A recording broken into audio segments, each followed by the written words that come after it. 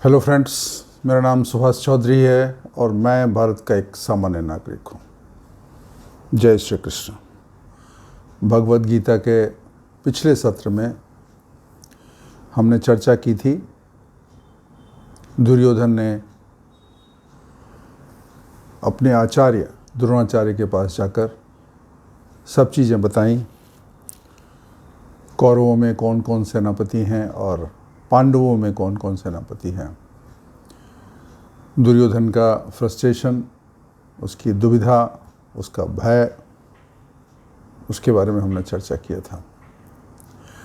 अब आगे इस सत्र में हम बात करेंगे श्लोक संख्या 12 से आगे की बात करेंगे। जब दुर्योधन ने ये सब चीज़ें बता दी, उसके बाद दुर्योधन की दुविधा को, उसके संशय को देखकर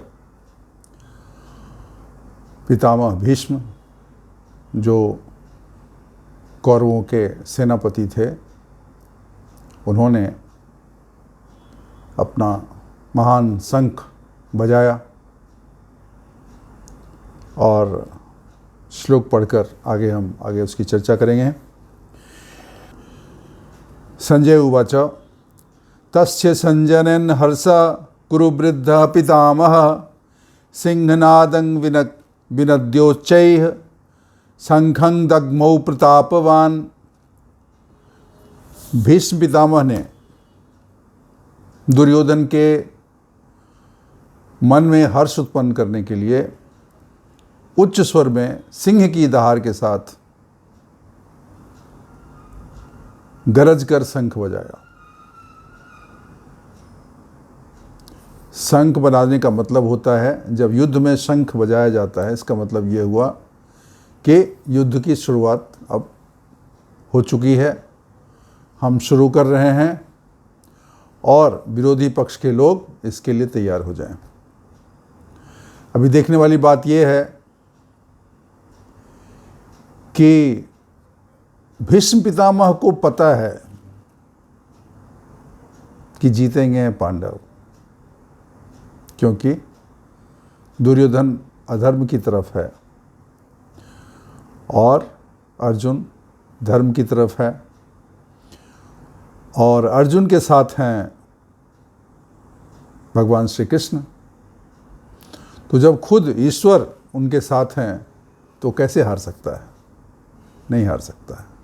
किंतु राजधर्म के बंधन में बंधने के कारण हस्तिनापुर के राजा के पक्ष की तरफ से उनको लड़ना पड़ा, और इसलिए दुर्योधन की तरफ से वो लड़ रहे हैं।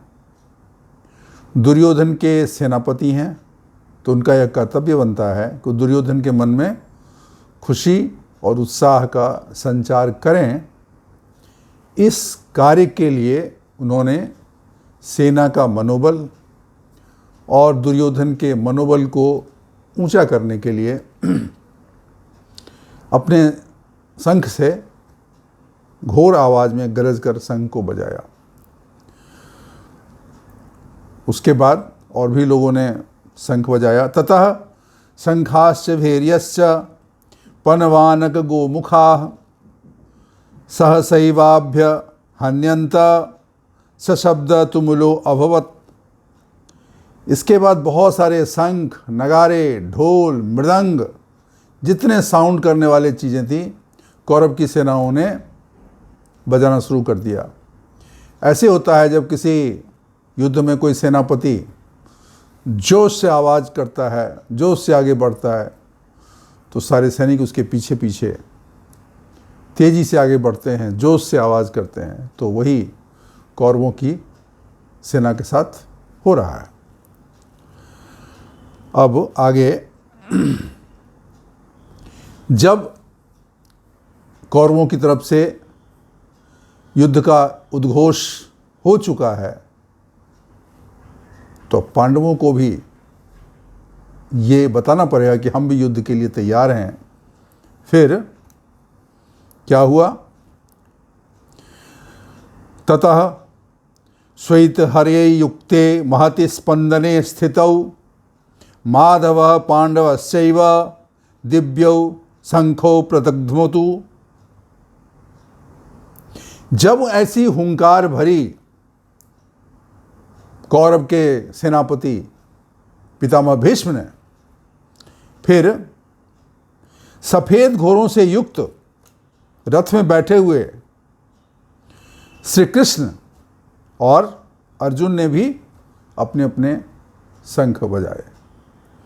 अभी यहाँ पे आप देखिए, कृष्ण को माधव कहा गया। माधव, माधव, दो शब्द हैं। माँ क्या है? लक्ष्मी माँ। लक्ष्मी माँ को माँ भी बोलते हैं और लक्ष्मी माँ भी बोलते हैं। धव, पति। तो लक्ष्मी के पति कौन हुए? भगवान विष्णु। और कृष्ण भगवान विष्णु के एक अवतार हैं। कृष्ण भगवान विष्णु के एक अवतार हैं, इसके लिए इनको माधव कहा गया। अभी लक्ष्मी जिस पक्ष में हैं, अगर लक्ष्मी के पति पांडवों के पक्ष में हैं तो लक्ष्मी किसके पक्ष में रहेंगे? पांडवों के पक्ष में। और जहाँ लक्ष्मी का निवास है, जहाँ श्री का निवास है, जहाँ धन धान्य सुख संपत्ति का निवास है, वहाँ तो विजय होनी ही है। तो इसलिए इसमें माधव शब्द का उल्लेख हुआ है। पांडव, पांडव सारे हैं, लेकिन यहाँ पे पांडव का मतलब अर्जुन से कहा गया, बिकॉज पांचों भाई पांडव के नाम से जाने जाते हैं, बिकॉज वो पांडु के पुत्र थे। आगे कौन कौन से शंख किसने बजाए?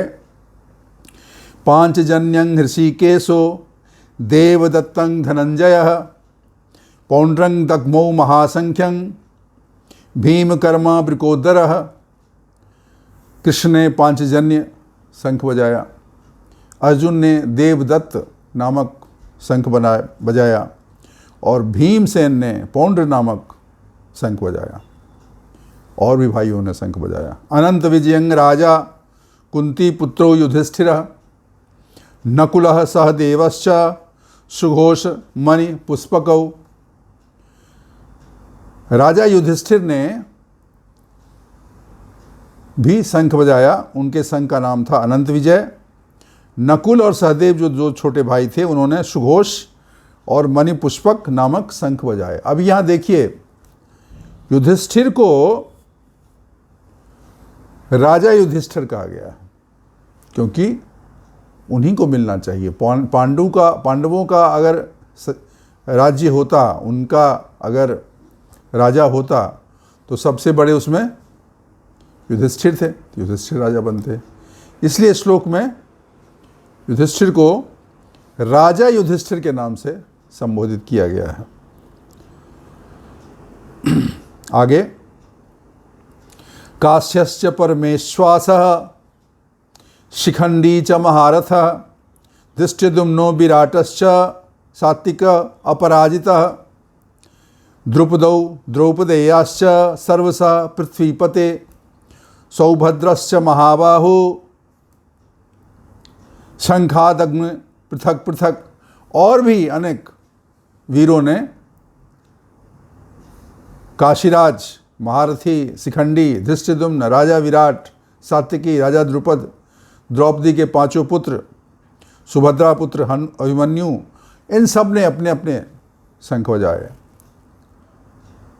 क्या हुआ शंख बजाने से? सघोषो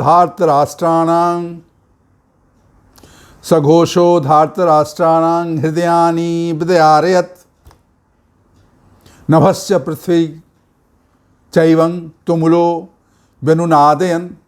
ये जो पांडवों की सेना ने इतने, और उनके सेनापतियों ने इतने उद्घोष के साथ इतने शंख बजा दिए, संजय धृतराष्ट्र को कह रहे हैं कि हे धृतराष्ट्र, आपके बच्चों को, आपके बेटों की जो पक्ष है, कौरव पक्ष, उनके सेनाओं के हृदय में इस हाहाकार से, इस भयानक शब्द से, इस शंख के आवाज से सब डर गए और उनके मन में हृदय विदीर्ण हो गए, उनके मन विह्वल हो गए। संजय जानबूझ के धृतराष्ट्र को ऐसा बता रहा है, उनको ये एहसास दिला रहा है कि आप राजा थे, आपने अन्याय किया, अपने लड़के को नहीं संभाला और आज ये हो रहा है।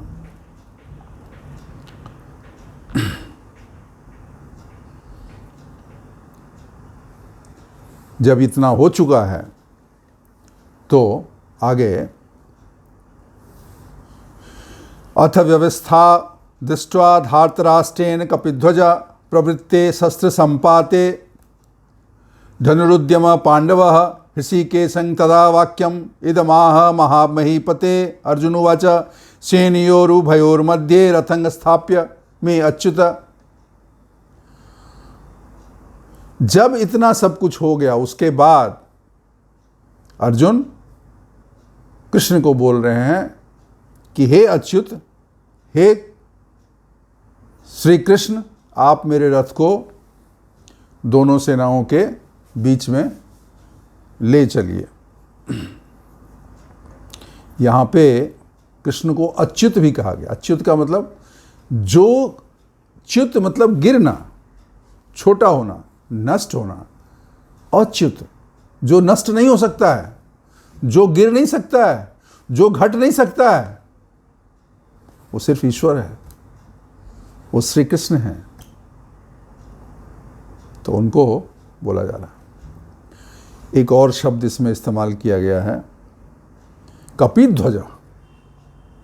कपिध्वज, कपिध्वज क्या है? अर्जुन को कपिध्वज भी बताया गया है क्योंकि उनके रथ पर हनुमान जी ऊपर विराजमान थे उनके रथ पर।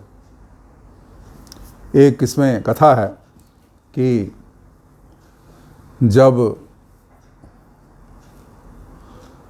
अर्जुन ने धनुर्विद्या काफ़ी सीख ली तो उन्हें थोड़ा सा अभिमान हो गया। तो कृष्ण को उन्होंने बोला, हे कृष्ण, रामचंद्र जी ने बंदरों का क्यों उपयोग किया ये सेतु बनाने के लिए, लंका जाने के लिए? वो इतने बलशाली थे, धनुर्धर थे, वो तो तीर से पूरा पुल बना लेते। तो हनुमान जी की और उन बंदरों की क्या ज़रूरत थी जिसके द्वारा पुल बनाया गया? तो श्री कृष्ण को समझ में आ गया कि ये इसको थोड़ा सा अहंकार हो गया है। अहंकार तो सबसे बुरा है जीवन में, इसका अहंकार थोड़ा दूर करते हैं। तो उन्हें हनुमान जी को बुलाया और हनुमान जी से बोला, भाई इसका ये प्रश्न है, आप बताइए। तो हनुमान ने कहा, ठीक है अर्जुन, तुम ऐसा एक बना दो, हमसे तो उनसे तो नहीं बना, आप बना दीजिए। तो अर्जुन ने तीरों से ऐसा एक ब्रिज बनाया। फिर हनुमान ने कहा, ठीक है, तुम्हारा ब्रिज बन गया, तुम्हारा पुल बन गया? बोला, हाँ मेरा पुल बन गया, ठीक है मैं इस पर चलता हूँ। जैसे ही हनुमान जी ने पहला पग रखा, वो पुल जो है, जो तीरों से बना हुआ पुल था, वो तरमरा के टूट गया। अर्जुन को अपनी भूल का एहसास हो गया। हनुमान जी ने कहा कि मैं तो सिर्फ एक बंदर इस पे चढ़ा तो ये टूट गया, तो हजारों लाखों करोड़ों बंदर थे और एक से एक बलशाली ज्ञानी, तुम बताओ कैसे ये होता? तो हाथ जोड़ लिया अर्जुन ने हनुमान जी के सामने और बोला, हमें माफ़ करिए, हमसे भूल हो गई, मेरा अहंकार थोड़ा बढ़ गया था।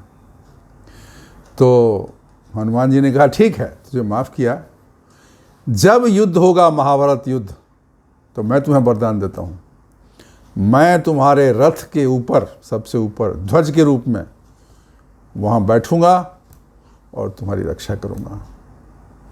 तो हनुमान जी पूरे युद्ध में अर्जुन के रथ पे विराजमान थे, इसके लिए उनको कपिध्वज भी बोला जाता है।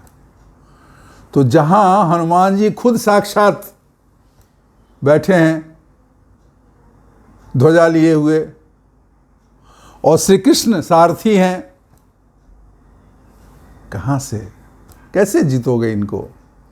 ये चीज पितामह भीष्म अच्छी तरह से जानते थे, लेकिन बाकी लोग नहीं समझ पाए। वो माया में फंसे रहे, बिकॉज कृष्ण को मायावी भी कहा जाता है, माया को रचने वाला। तो आज इतना ही। अगले सत्र में